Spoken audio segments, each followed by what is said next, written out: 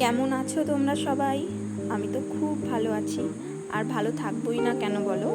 শ্রাবণ মাস পড়ে গেছে, আর আজকে হলো শ্রাবণ মাসের প্রথম সোমবার। আর আমি এবছর শ্রাবণ মাস থেকে মানে আজকে থেকে 16 সোমবারের ব্রত রাখছি। তো সেটাই আজকে তোমাদের সাথে শেয়ার করব, আমি কিভাবে ব্রতটা করলাম আর কিভাবে আজকে পুজো করলাম।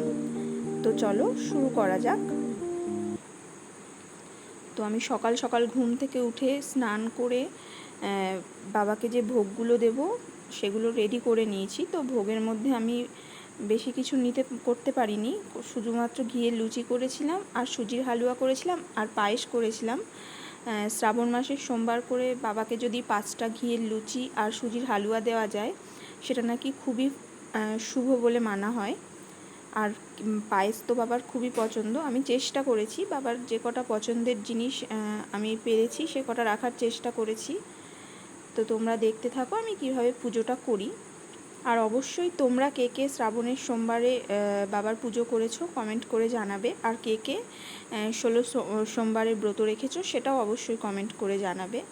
আর আরও একটা কথা বলে দিই, আমি এই প্রথম শ্রাবণের সোমবার পালন করছি। তো আমি যেইটুকু জানি সেইটুকুই করছি। আর সবথেকে বড় কথা জানো তো, যে কোনো শুধু বাবা বলে না, যে কোনো ঠাকুর দেবতার পুজোতে সবথেকে জরুরি যেটা সেটা হলো মনের ভক্তি।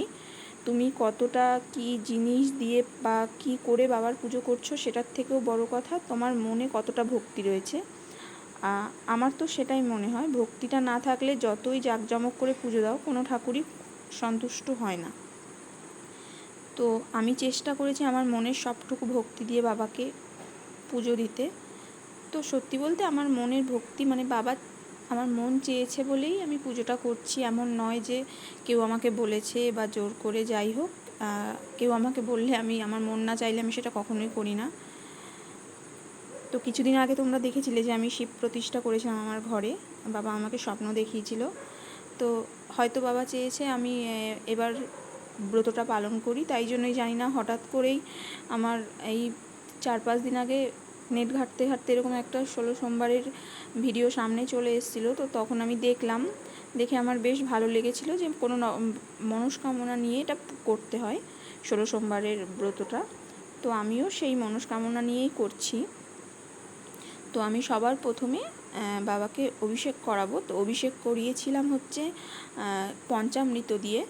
আমি ভস্য দিয়েও অভিষেক করানো খুব ভালো শ্রাবণ মাসে, বাবার ভস্য খুব প্রিয়। কিন্তু আমি না নৈহাটির কোনো দোকানে বলবো না, অনেক দোকানই খুঁজেছি, কিন্তু আমি ভস্যটা পাইনি। তোমরা যদি কেউ জানো যে নৈহাটির কোন দোকানে ভস্য পাওয়া যায় তাহলে আমাকে একটু অবশ্যই জানিও, আমি পরের সোমবারগুলোতে চেষ্টা করব। তো আমি শুধুমাত্র পঞ্চামৃত দিয়েই বাবার অভিষেক করিয়ে নিয়েছিলাম। পঞ্চামৃত তোমরা নিশ্চয়ই জানো যে দুধ, দই, ঘি, মধু আর চিনি দিয়ে তৈরি করা হয়। তো বাবা, নন্দী মহারাজ আর হচ্ছে সাপ আর ত্রিশূল সবাইকেই আমি ভালো করে অভিষেক করিয়ে তারপরে পরিষ্কার জল দিয়ে ধুয়ে ভালো করে পরিষ্কার করে মুছে সিংহাসনে বসিয়ে দেবো। তো আরও একটা কথা বলি, আমি কদিন আগে তোমরা যে আমার ভিডিওটা দেখেছিলে যেখানে আমি শিব ঠাকুর প্রতিষ্ঠা করেছিলাম, তখন আমি নন্দী মহারাজকে আনিনি। তো আজকে আমি নন্দী মহারাজকেও নিয়ে এসেছি। তো নন্দী মহারাজের অভিষেকটাও আমি একই সাথে করে নিচ্ছি।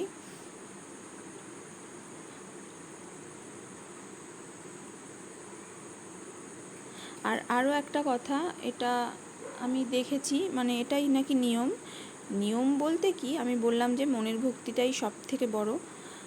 সন্ধেবেলা বাবার এই সোমবার বলো বা শিবরাত্রি বলো সবটাই সন্ধেবেলা পুজো করতে হয়। কিন্তু আমার পক্ষে সন্ধেবেলা পুজো করা সম্ভব নয়, কারণ আমাকে অফিস যেতে হয়। তো তার জন্য আমি সকালবেলা যারা আমার মতো কাজে বেরো, সে যে কোনো কাজেই হোক, যাদের পক্ষে সন্ধেবেলা পুজো করা সম্ভব না তারা সকাল 12টার আগে পুজো করে নিলেই হবে। তো আমিও সকালবেলা একদম অনেক সকালে উঠেছি আজকে। অনেক সকালে উঠেছি বলতে কি, আমি খুশি ছিলাম যে আমি সারা রাত্রি ঠিকঠাকভাবে ঘুমোতেও পারিনি। আমার মনে হচ্ছিলো কখন সকাল হবে। আর আমি ওদিকে একটা থালায় না সমস্ত কিছু রেডি করে নিয়েছি যে আমার কি কি লাগবে পুজো করতে। এবার আমি বাবাকে ভালো করে অভিষেক করিয়ে ভালো করে স্নান করিয়ে বসিয়ে দিয়েছি। এবার আমি অর্শগন্ধা দিয়ে বাবার মাথায় তিলক এঁকে দেবো। এই যে আমি বললাম না, আমি এই জীবনে এই প্রথম বলতে পারো যে বিয়ের আগে বোধহয় একবার শিবের পুজো করেছিলাম, কিন্তু আর কোনোবারই করা হয়নি। এই প্রথমই আমি করছি বাবার ব্রত। তো ভুল ত্রুটি হলে সবাই একটুখানি আমাকে জানিও, আমি পরের বার চেষ্টা করব সেটা শুধরে নেওয়ার।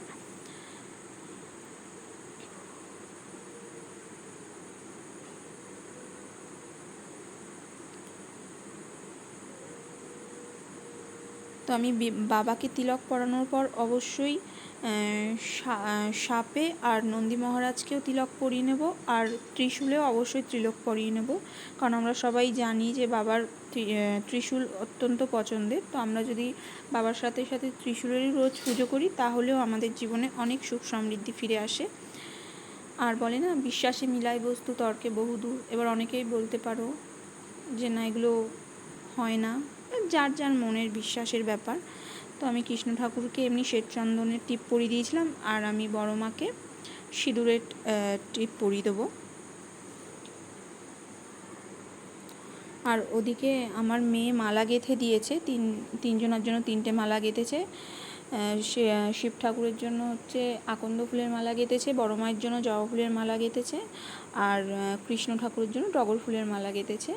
তো আমি এটাও শুনেছি যে এই শ্রাবণ মাসের সোমবার করে যদি নিজের হাতে একটা আকন্দ ফুলের মালা গেঁথে বাবাকে অর্পণ করা হয় তাহলেও নাকি সেটা খুব শুভ। মানে কিনে তো আমরা দিতেই পারি, কিন্তু নিজের হাতে বানিয়ে দিলে ওটা আরও তাড়াতাড়ি বাবা মনস্কামনাটা পূর্ণ করে। তো আমার মেয়ে মালা গাঁথতে চাইছিল, আমিই গাঁথতাম, মেয়ে বলল আমি গেঁথে দিই, তাই জন্য গেঁথে দিল। ছোট ও ডেলি পুজো করে বাবার। তো আমার সাথে সকাল থেকে পুরো না খেয়েছিল, সকাল থেকে আমার সাথেই ছিল, আমাকে হেল্প করেছে অনেক। এবার আমি বাবাকে একটা নতুন পৈতে অর্পণ করব, পরিয়ে দেব। তো প্রথম সোমবার মানে শ্রাবণ মাসের প্রথম সোমবারে একটা নতুন পৈতে দিতে হয়, এটা নিশ্চয়ই তোমরা যারা পুজো করো সবাই জানো। আর যারা আমার মতো প্রথমবার করছে তাদেরকে বলছি, বাবাকে একটা এরকম নতুন পৈতে দিতে হয়। আর অবশ্যই 11টা বেলপাতা। এবারে হচ্ছে 11টা বেলপাতা বলতে, যদি 11টা বেলপাতা দিতে পারো তাহলে তো খুবই ভালো, আর যদি 11টা বেলপাতা কেউ না দিতে পারো তাহলে অবশ্যই চেষ্টা করো 3টে বেলপাতা দেওয়ার, আর যদি সেটাও না পারো একটা অন্তত দিও, কারণ আমরা সবাই জানি বেলপাতা বাবার সব থেকে বেশি প্রিয়। বাবা বেশি কিছু চায় না, শুধুমাত্র একটু বেলপাতা দিলেই বাবা খুশি হয়ে যায়। আর অবশ্যই দেখে নেবে বেলপাতাগুলো যেন নিখুঁত হয়, একটা বেলপাতা দাও তাও ভালো, কিন্তু বেলপাতাটা যেন নিখুঁত হয়। তো আমি বাবাকে আকন্দ ফুলের মালা পরিয়ে দেওয়ার পর নীলকণ্ঠ ফুল আর আকন্দ ফুল বাবার মাথায় চড়িয়ে দিয়েছি। এবার আমি 11টা বেলপাতা একে একে করে ওম নমঃ শিবায় বলতে বলতে বাবার মাথায় অর্পণ করব। আর অবশ্যই প্রত্যেকটা বেলপাতায় আমি চন্দন পরিয়ে নিচ্ছি। আর হ্যাঁ, পুজোর আগে আমি সমস্ত কিছুতে চন্দনের ছিটে দিয়ে নিয়েছিলাম এবং গঙ্গা জল ছিটিয়ে শুদ্ধ করে নিয়েছিলাম।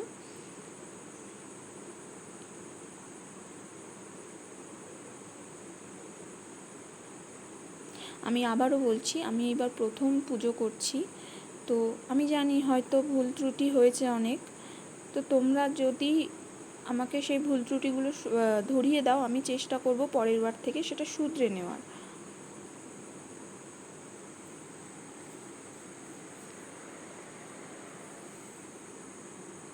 আর আরও একটা কথা, এই শ্রাবণ মাসে ঘিয়ের প্রদীপ জ্বালানো বাবার সামনে অত্যন্ত শুভ। তো ঘিয়ের প্রদীপটা আগেই জ্বালিয়ে নিতে হবে, মানে বাবার অভিষেক করার আগেই। তো আমি সেটা জ্বালিয়ে নিয়েছিলাম, ঘিয়ের প্রদীপও জ্বালিয়ে নিয়েছিলাম এবং তেলের প্রদীপও জ্বালিয়ে নিয়েছিলাম, আর ধূপকাঠিও জ্বালিয়ে নিয়েছি।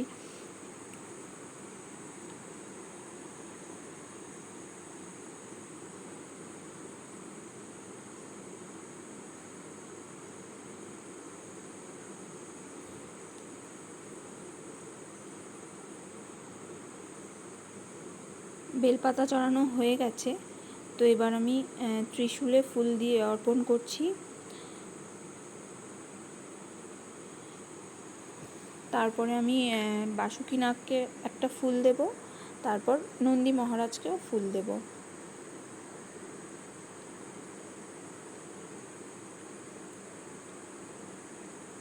ওই যে বলে না, নানা মুনি নানা মত, তো অনেকে বলে নাকি নন্দী মহারাজকে ঘরে রাখতে নেই, আবার অনেকে বলে যে বাবা যেখানে থাকবে নন্দী মহারাজ সেখানে থাকবে, কারণ বাবার অত্যন্ত প্রিয় নন্দী মহারাজ, আমরা সবাই জানি। জানি না কোনটা সঠিক, তবে হ্যাঁ আমার মন চেয়েছে, আমি তাই জন্য নন্দী মহারাজকেও নিয়ে এসেছি। তো আমরা তো জানি যে নন্দী মহারাজকে যদি আমরা কোনো উইশ বলি সেটা বাবা তাড়াতাড়ি পূরণ করে, মানে নন্দী মহারাজ বাবার কাছে ওটা পৌঁছে দেয়, সেই উইশটা বাবা আরও তাড়াতাড়ি পূরণ করে। আর বাবার যে প্রিয় ফুলগুলো আছে, মানে হচ্ছে আকন্দ ফুল, কলকে ফুল, তারপরে হচ্ছে অপরাজিতা ফুল, ধুতুরা ফুল, আমি যে কটা পেরেছি এনেছি। আর বাবা সাদা ফুল বলতেই বাবা পছন্দ করে, আর কিছু না হোক অন্তত বাবাকে যদি একটু যে কোনো সাদা ফুল দেওয়া যায় তাতেও বাবা খুশি হয়। বাবা খুব অল্পতেই খুশি হয়, আবার খুব অল্পতেই রেগেও যায়।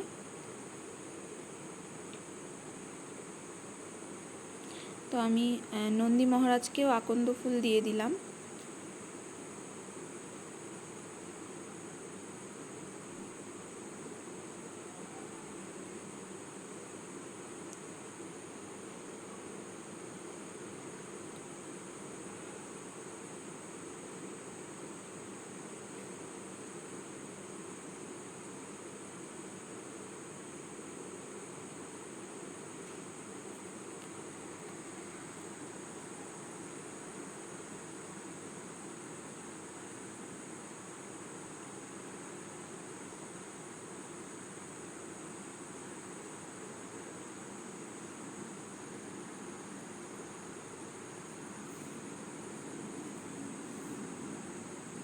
এবারে যে আকন্দ ফল আছে সেই আকন্দ ফলটা আর হচ্ছে ধুতুরা ফুলটা আমি বাবাকে অর্পণ করব।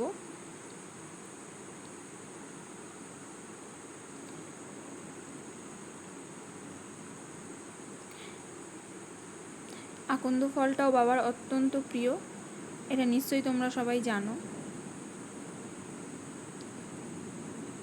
তো তারপর আমি বাবাকে দুর্ব অর্পণ করব, এতে আমাদের আয়ু বৃদ্ধি পায়।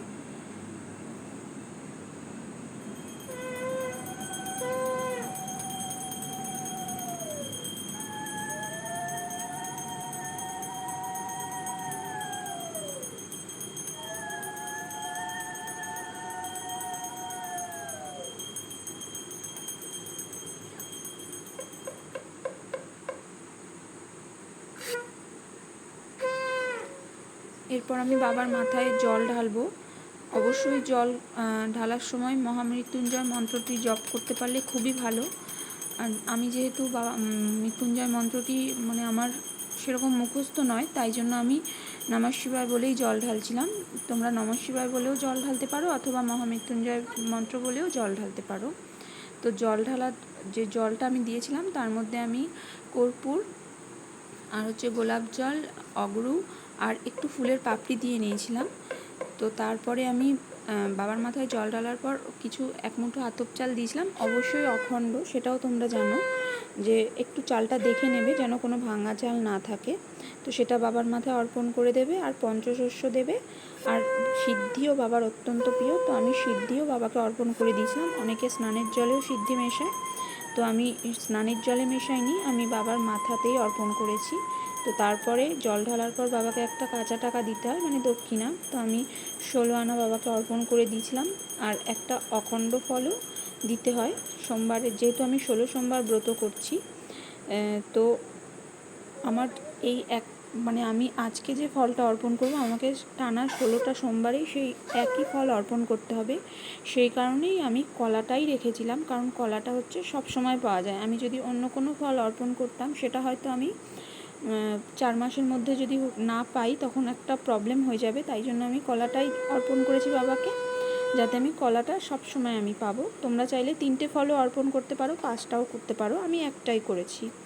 তো এরপরে বাবাকে ভোগ দেওয়ার পালা। আগেই বলেছি আমি 5টা লুচি করেছিলাম, আর সুজির হালুয়া করেছিলাম, আর পায়েস করেছিলাম, আর মিষ্টি রেখেছিলাম। বাবা সাদা মিষ্টি পছন্দ করে, আর বাবা দুধও পছন্দ করে, আর পঞ্চামৃত পছন্দ করে। বাবার যা যা পছন্দ আমি যেটুকু সম্ভব আমি রেখেছি। আর সাদা বাতাসা আর মিছরিও বাবাকে দিয়েছিলাম। আর অবশ্যই যারা জানো তাদেরকে বলছি না, যারা জানো না তাদের জন্য বলছি, বাবার ভোগে কোনো সময়ের জন্য তুলসী পাতা দিতে নেই, বেলপাতা দিতে হয়। তো আমি বেলপাতাই দিয়েছিলাম।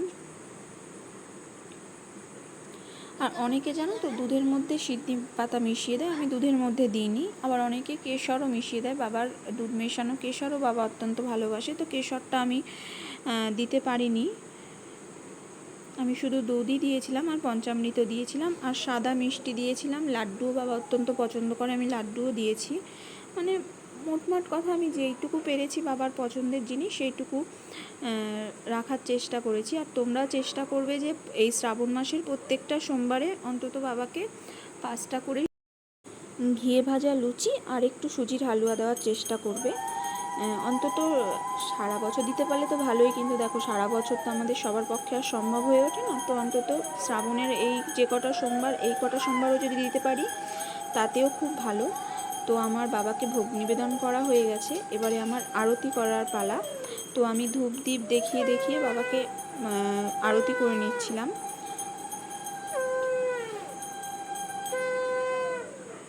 আর ঘিয়ের প্রদীপটা যেটা তোমরা জ্বালাবে, যদি কেউ জ্বালাও, ওটা না তোমরা নিজে থেকে নেভাবে না, ওটা যতক্ষণ নিজে একা একাই নিভে যাবে ততক্ষণ ওটা জ্বলতে দেবে।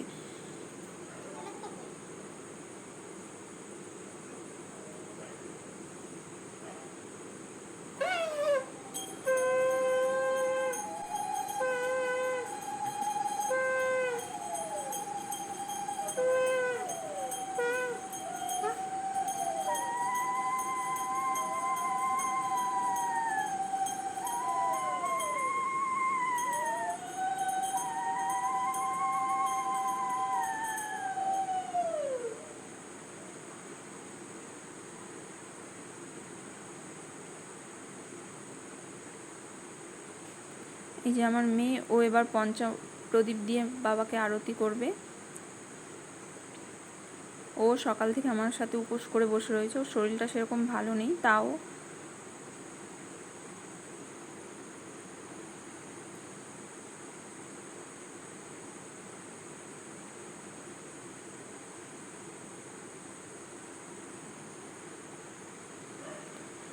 তোমরা যারা এখনও আমার চ্যানেলটি সাবস্ক্রাইব করোনি অবশ্যই আমার চ্যানেলটি সাবস্ক্রাইব করে দেবে আর পাশে থাকা বেল আইকনটি অবশ্যই প্রেস করে দেবে, তাহলে আমি আমার চ্যানেলে কোনো ভিডিও আপলোড করলে তার নোটিফিকেশান তোমার কাছে চলে যাবে।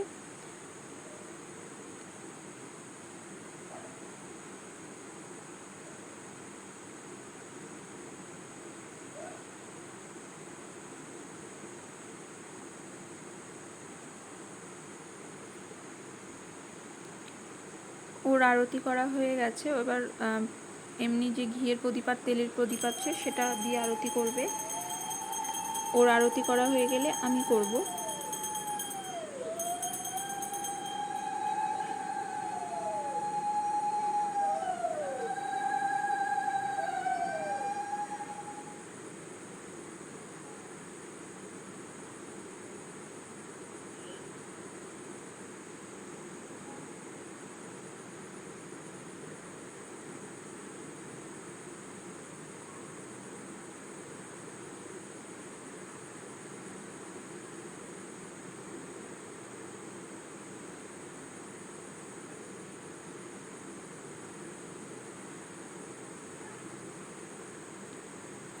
জানো তো একটা মজার বিষয় হলো যে আজ থেকে 2-2.5 মাস আগেও না আমি ঠিক কী বলবো, আমি ঠাকুর বিশ্বাস করতাম অবশ্যই, কিন্তু আমি আগের ভিডিওতেও বলেছিলাম যে ওইভাবে পুজো করা, উপোস করা, সারাদিন ঠাকুরের কাছে পড়ে থাকা, এই জিনিসগুলো আমি কোনোদিনই সেভাবে করিনি। কিন্তু অদ্ভুতভাবে এই 1 মাসের মধ্যে আমি জানি না কি চেঞ্জ এসছে আমার ভিতরে। আমার মানে নিজে থেকেই আমি নিজেও বুঝতে পারি যে আমার মাইন্ডে অনেক চেঞ্জ হয়েছে, যে অবশ্যই ভালো চেঞ্জ। তো হয়তো আমার জীবনে এতদিন কোনো বাধা হয়তো আটকে ছিল, যে বাধাটা আমার জীবন থেকে সরে গেছে বলে আমার জীবনে আজকে এই সুন্দর দিনগুলো আসছে। আশা করি ভবিষ্যতে আরও সুন্দর দিন আসবে।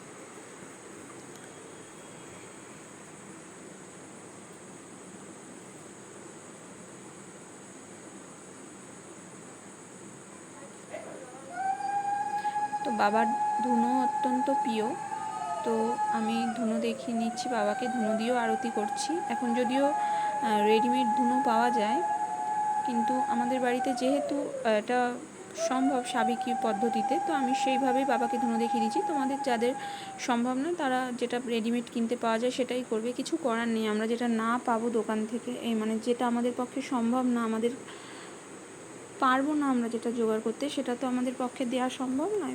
আমি বলেছি না, মনের ভক্তিটাই আসল।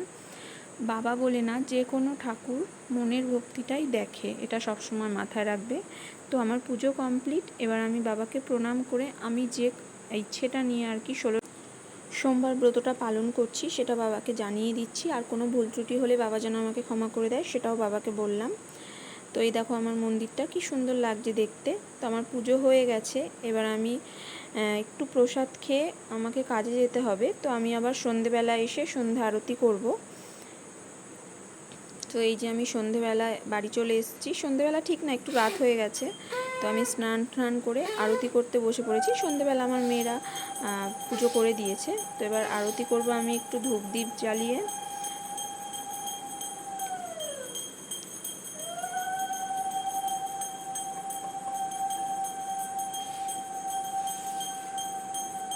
তোমরা অবশ্যই কমেন্ট করে কিন্তু জানিও যে কে কে তোমরা 16 সোমবার ব্রত পালন করছো, আর আগেও কারা কারা করেছো সেটাও আমাকে জানিও। আর কারা শুধুমাত্র শ্রাবণ মাসের সোমবারগুলো পালন করছো সেটাও জানিও।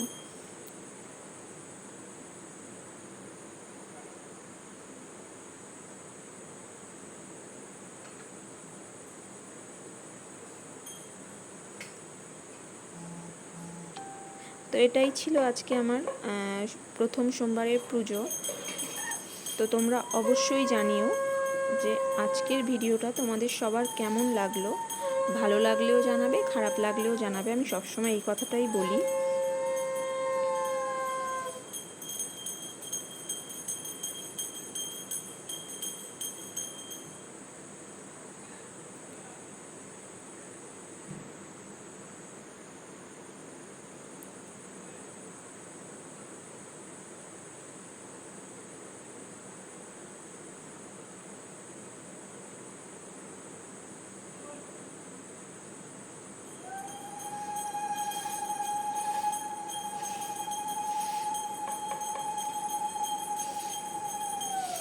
তো আমি আরতি করা হয়ে গেলে সাবু খেয়ে তারপরে ঘুমোতে যাব।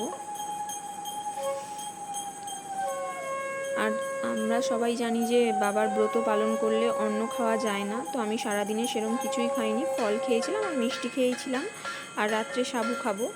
আর আগামীকাল মানে মঙ্গলবার আমি নিরামিষ খাবো, যেটা এটাই নিয়ম।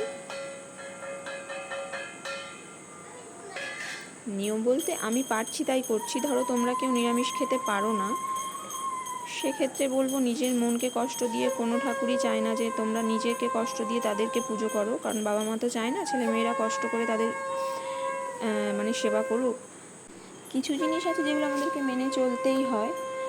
তো তোমরা যতটা পারবে চেষ্টা করবে নিখুঁতভাবে পুজোটা করার।